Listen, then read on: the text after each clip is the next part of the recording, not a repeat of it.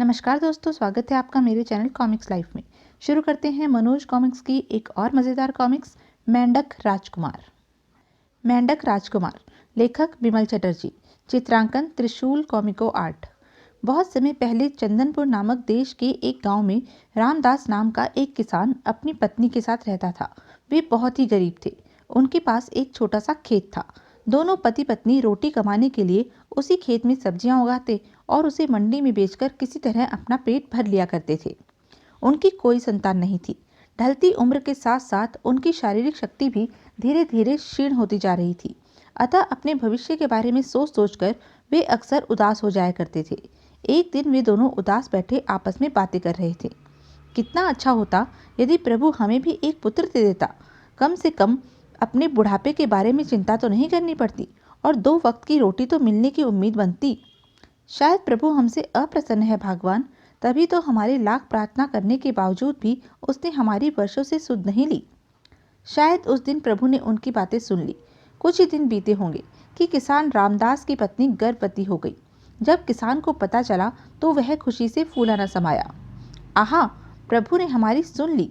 भगवान, हम नाहक ही तुम्हें दोष देते रहते थे। किसी ने सच ही कहा है, तेरे घर देर है पर अंधेर नहीं। आप ठीक कहते हैं स्वामी, मनुष्य अपना स्वार्थ पूरा न होने पर उसी को दोष देता है। लेकिन ठीक 9 महीने बाद जब रामदास की पत्नी ने किसी बच्चे के स्थान पर एक मेंढक को जन्म दिया तो दोनों के चेहरों पर फिर उदासी छा गई। आह, प्रभु ने एक बार फिर हमारे साथ कितना क्रूर मजाक किया है। पुत्र के स्थान पर एक भद्दा मेंढक दिया। देखो, इसकी लाल लाल आंखें कैसे चमक रही हैं। आओ इसे बाहर फेंकाएं, वरना लोग हंसी उड़ाएंगे। लेकिन पत्नी का मन उसे फेंक देने को न हुआ। वह विनयपूर्ण स्वर में बोली, भगवान हम पर कृपालु नहीं है, लेकिन इसे मैंने 9 महीने अपनी कोख में रखा है। अतः अब तो यही मेंढक हमारा बच्चा है, इसलिए हमें इसे फेंकना नहीं चाहिए। मेंढक मिट्टी और तालाबों में रहते हैं। हमारी झोपड़ी के पिछवाड़े ही एक जोहड़ है। आप इसे वहीं छोड़ाइए, कम से कम यह जीवित तो रहेगा। ठीक है, तुम कहती हो तो मैं ऐसा ही करता हूँ, कहकर किसान जैसे ही मेंढक को उठाकर बाहर ले जाने को हुआ, तभी मेंढक अचानक ही इंसानी आवाज में गिड़गिड़ा उठा, माताजी, पिताजी, मुझे अपने से अलग करके तालाब में न डालिए। मैं आप लोगों का बेटा हूँ, मुझे अपने पास ही रख लीजिए। जब मैं बड़ा हो जाऊंगा तो मेरी शक्ल सूरत आपकी तरह इंसानों जैसी हो जाएगी। तब मैं आपकी खूब सेवा करूंगा। आए। मेंढक को इंसानी बोली बोलते देख किसान और उसकी पत्नी आश्चर्यचकित हो उठे। आश्चर्य है, यह तो मनुष्य की बोली बोलता है। स्वामी, मेरा मन तो पहले से ही इसे अपने से अलग करने का नहीं कर रहा था। अब मुझे पूर्ण विश्वास हो गया है कि यह कोई अच्छा बालक ही है, जिसने किसी श्राप के कारण मेरी कोख से जन्म लिया है। मेरी आपसे विनती है कि आप इसे मेरे पास घर में ही रहने दें। तुम ठीक कहती हो भगवान, अब मेरा मन भी न जाने क्यों इसे अपने से अलग करने का नहीं हो रहा है। आज से यह हमारे ही घर में रहेगा और हम इसकी इंसान के बच्चे की तरह ही देखभाल करेंगे। आप लोग कितने अच्छे हैं माताजी, पिताजी, आपके घर जन्म लेकर मेरा जीवन धन्य हो गया। और मेंढक अपने माँ बाप के साथ उसी झोपड़ी में रहने लगा। पति पत्नी दोनों उसकी खूब देखभाल करते और खेत पर जाते समय भी उसे अपने साथ ले जाते। मेंढक रोज अपने माता पिता को खेत में खूब परिश्रम करते देखता तो उसका मन दुख से भर उठता। ओह, मैं इनका बेटा होते हुए भी इनका बोझ हल्का नहीं कर पाता, इनके काम में हाथ नहीं बटा पाता। आखिर मेरे पैदा होने से इन्हें क्या सुख मिला, बल्कि मेरे भोजन के लिए इन्हें पहले से और ज़्यादा परिश्रम करना पड़ रहा है। इसी तरह 3 वर्ष बीत गए और मेंढक जवान हो गया। एक दिन उसने अपनी बूढ़ी माँ से कहा, माँ, मेरे लिए आटे की एक रोटी सेंक दे। मैं उस जमींदार से मिलना चाहता हूँ जिसे आप लोग लगान देते हैं। अरे बेटा, तू वहाँ जाकर क्या करेगा? फिर वहाँ तो तुझे कोई घुसने भी नहीं देगा। नहीं माँ, मुझे विश्वास है कि मुझे जमींदार के सुंदर महल के भीतर जाने से कोई नहीं रोकेगा। मैं कल ही उससे मिलूंगा। सुना है उसकी 3 सुंदर बेटियां हैं। मैं उससे कहूंगा कि वह अपनी एक बेटी की शादी मुझसे कर दे। यह तू क्या कह रहा है बेटा? कहीं तेरा दिमाग तो नहीं चल गया? मेरा दिमाग नहीं चला है माँ। मैं जो कुछ भी कह रहा हूँ ठीक ही कह रहा हूँ और पूरे होशो हवास में कह रहा हूँ। मैं जमींदार की 3 बेटियों में से उस लड़की से विवाह करूंगा जो सबसे अधिक दयावान, नम्र एवं सहनशील हो और तुम्हारे काम काज में सबसे ज्यादा मदद कर सके। बेटे, ऐसी मजाक की बातें करके हमें और दुखी मत कर। क्या तुम यह समझते हो कि तुम्हारे जैसे छोटे और भद्दे जानवर के हाथ में कोई भला आदमी अपनी सुंदर सी बेटी का हाथ थमा देगा? अरे बुद्धू, जमींदार साहब तो तुम्हारी बात सुनते ही तुम्हें अपने पैरों से कुचल देंगे। फिर भी माँ, तुम एक रोटी तो बनाकर मुझे दो, फिर तुम देखना मैं तुम्हारे लिए एक अच्छी सी बहू लाता हूँ या नहीं। पहले तो किसान की पत्नी उसकी बात मानने के लिए तैयार नहीं हुई, लेकिन मेंढक के काफी जिद पकड़ने पर उसे हार कर राजी होना ही पड़ा। अच्छा, मैं तुम्हारे लिए एक रोटी सेक देती हूँ, लेकिन इस बात का ख्याल रखना कि तुम्हें मनुष्य की बोली बोलते देख वे तुम्हें भूत प्रेत समझकर तुम्हारे ऊपर राख न डाल दें। तुम निश्चिंत रहो माँ, ऐसी मूर्खता करने की उनके अच्छे अच्छों की भी हिम्मत नहीं पड़ेगी। कुछ ही देर बाद किसान की पत्नी ने उसे आटे की एक छोटी सी रोटी बनाकर एक कपड़े में बांधकर दे दी। लो बेटा, मैंने तुम्हारा कहा पूरा कर दिया, लेकिन जमींदार के यहाँ तुम्हें कोई कष्ट पहुंचा तो मुझे दुख अवश्य होगा, किंतु मैं तुम्हारा दुख निवारण नहीं कर पाऊंगी। और हाँ, यदि तुम बहू को साथ नहीं लाए तो घर भी वापस न लौटना। मैं घर अवश्य वापस लौटूंगा मेरी अच्छी प्यारी माँ, लेकिन तुम्हारे लिए अनेक खुशियां लेकर। कहकर मेंढक ने पोटली अपने कंधे पर लटकाई और फुदकता हुआ घर से बाहर निकल पड़ा। आह, पता नहीं प्रभु मेरी ममता की और क्या क्या परीक्षा लेना चाहता है। गांव से काफी दूर जमींदार का महल था। जब मेंढक वहां पहुंचा तो शाम हो चुकी थी। महल के द्वार पर पहुंचकर उसने द्वार खटखटाया। जमींदार साहब, जमींदार साहब, दरवाजा खोलिए। जब जमींदार ने किसी को दरवाजा खटखटाते सुना, जाओ जाकर देखो कि कौन है और क्या चाहता है। बहुत अच्छा मालिक। नौकर ने दरवाजा खोलकर बाहर देखा तो वहां किसी को न पाकर आश्चर्य से भर उठा। अरे, यहाँ तो कोई नहीं है, फिर दरवाजा किसने खटखटाया और जमींदार साहब को कौन पुकार रहा था? शायद इसने मुझे देखा नहीं। भाई, तुम इधर उधर कहाँ देख रहे हो? मैं यहाँ हूँ और दरवाजा मैंने ही खटखटाया था। आए, तुम मेंढक इंसानों की बोली बोलते हो? हाँ, इंसानों की बोली बोलता हूँ। तुम अपने मालिक से जाकर कहो कि मैं उनसे इसी वक्त मिलना चाहता हूँ। ठीक है। एक मेंढक को इंसानों की बोली बोलते देख नौकर बुरी तरह घबरा उठा और दौड़ा दौड़ा अपने मालिक के पास पहुंचा। मालिक, मालिक, दरवाजे पर एक मेंढक खड़ा है और वह इंसानों की बोली बोलता है।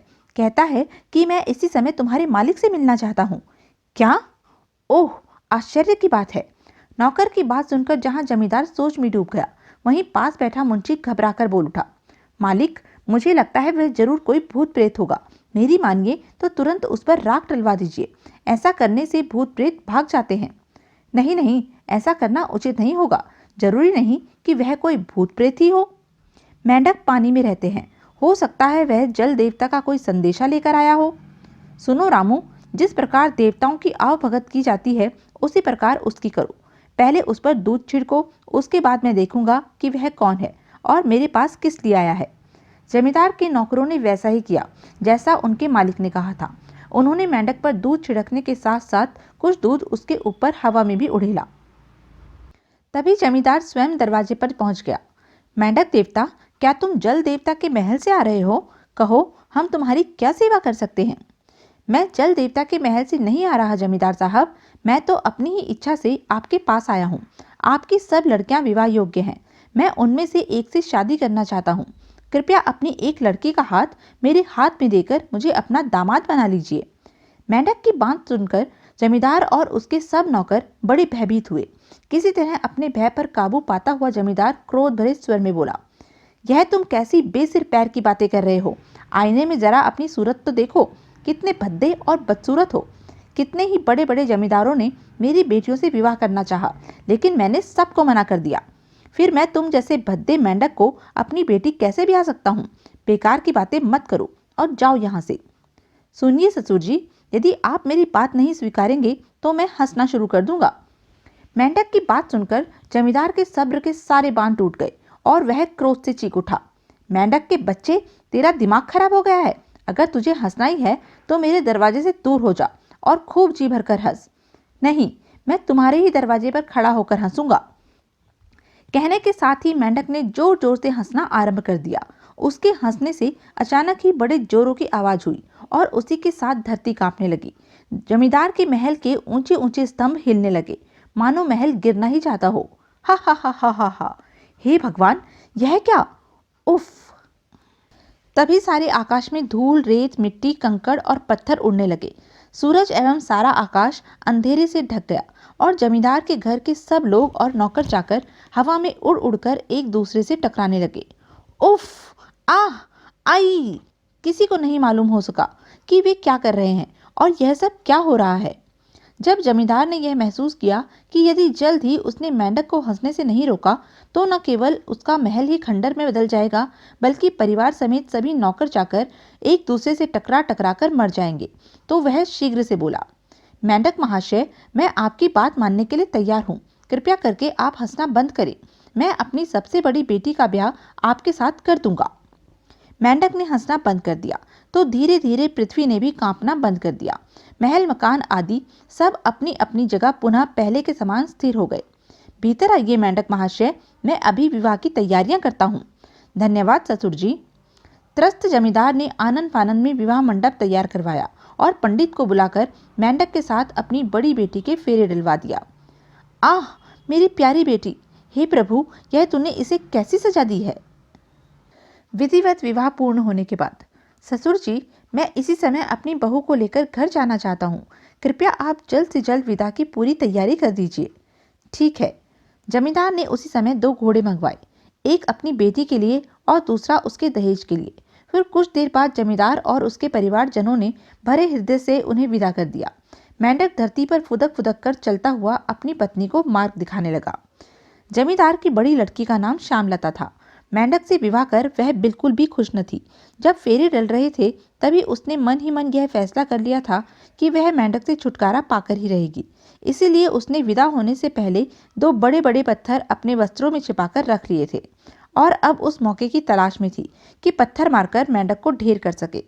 पहले उसे घोड़े के पैरों तले कुचलकर मारना चाहा, लेकिन अपने इस उद्देश्य में वह सफल नहीं हो पाई, क्योंकि मेंढक फुदकता हुआ कभी एक तरफ हट जाता तो कभी दूसरी तरफ। कमबख्त बहुत चालाक है, लेकिन मैं इससे छुटकारा पाकर ही रहूंगी। एक बार उसे मौका लग गया। जैसे ही उसने मेंढक को कुछ करीब पाया, उसने झट अपने वस्त्र से एक पत्थर निकाला और मेंढक पर दे मारा। तो यह थी अब तक की कहानी। आगे की कहानी जानने के लिए बने रहें मेरे साथ। और हाँ, मेरे चैनल को लाइक, शेयर और सब्सक्राइब करना ना भूलें। धन्यवाद।